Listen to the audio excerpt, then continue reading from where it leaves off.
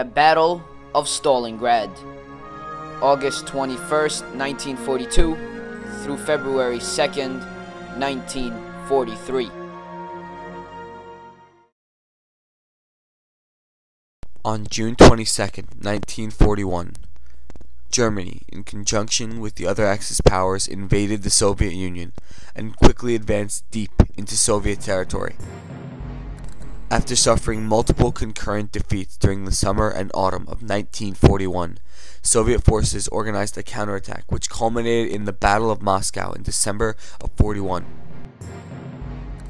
The exhausted German forces, weakened from the winter warfare, ill-equipped, and with overstretched supply lines, were stopped cold in their drive towards the capital. This, however, allowed only a temporary reprieve. The Germans soon stabilized their front by the spring of 1942, though plans to launch another offensive against Moscow were soon discarded. For you see, part of the German military philosophy was to attack where least expected, so as to keep the opposition off balance and facilitate rapid gains. An attack on Moscow was seen as too predictable by some, most notably Adolf Hitler. In addition to this, the German High Command knew that time was of the essence for them, as the United States had entered the war following the Japanese attack on Pearl Harbor on December 7th of 1941, and Hitler wanted to end the fighting on the Eastern Front, or at least minimize such fighting, before the United States had a chance to become deeply involved in the war in Europe. The capture of Stalingrad was important to Hitler for a myriad of reasons. It was a major industrial city on the banks of the Volga River, a vital transport route between the Caspian Sea and northern Russia, and its capture would secure the flank of the German armies as they advanced into the Caucasus. Furthermore, it provided Hitler with an essential resource, fuel for the war machine. Finally, the fact that the city bore the name of Hitler's nemesis, Joseph Stalin, would make the city's capture an ideological and propaganda-based triumph. Stalin realized this, and ordered anyone that was strong enough to hold a rifle be sent out to war. The prospect of combat inside a large urban area, which would be dominated by short-range, small arms fire and artillery, rather than armored and mechanized tactics, minimized the Red Army's disadvantages against the Germans, and was a brilliant tactical move on the part of Stalin. On December 6, 1941, the Soviet Army launched a major counter-offensive along a 600-mile sector on the war front.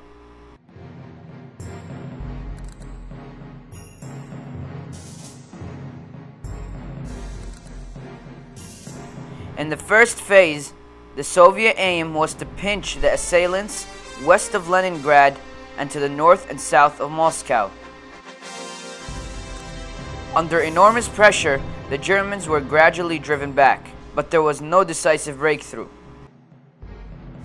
And in January 1942, buoyed by his early successes, Stalin ordered a general offensive. Initially, the attacks made good grounds. Soviet forces closed around Demyansk and Vyazma, and threatening attacks were made towards Smolensk and Bryansk. But despite these early successes, the Russian offensive soon ran out of steam. By March, the Germans had recovered, stabilized their lines, and secured the neck of the Vyazma pocket.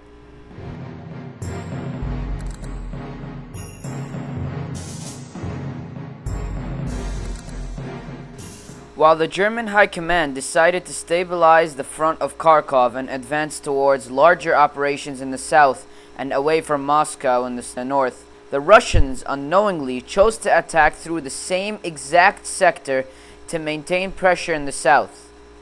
The place chosen was a sprawling industrial city commanding the river traffic and the road and railroads to the south. The Battle of Stalingrad will prove to be the decisive turning point of World War II. On July 23, 1942, German dictator Adolf Hitler ordered General Paulus, the commander of the German Sixth Army, to capture Stalingrad. Hitler wanted Stalingrad to serve as a base of operations for a German invasion of the Caucasus region, where rich oil reserves could be tapped for German war effort and denied to the Soviet Union. The Soviet dictator Joseph Stalin ordered his forces to defend Stalingrad at all costs, demanding that the soldiers of the Red Army take not a step back. In late August, he called on his two best military professionals, General Shukov and General Vasilevsky, to deal with the situation at Stalingrad. By the 3rd of September, the German forces had pushed the Soviet defenders of Stalingrad back to the west bank of the Volga River. The German Air Force, the Luftwaffe, pounded the city into rubble, but the shattered buildings provided cover for the Soviet defenders. A series of German assaults on the Soviet forces occupying the West Bank resulted in a grueling and bitter hand-to-hand fighting in the ruins.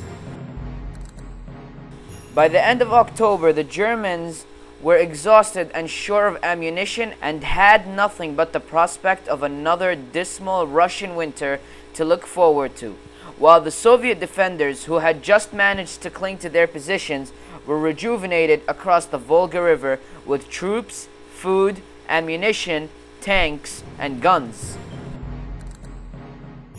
As the battle continued for months and the winter continued to rage on, the German army began to run out of ammunition, fuel, and food.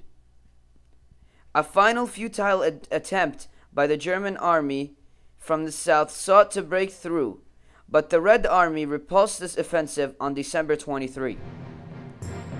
By January 26, 1943, further Soviet assaults split General Paulus's forces into two. The shattered German army fought on until January 31st, when General Paulus finally surrendered. By February 2, the remnants of a starving, diseased, and frostbitten army had given up.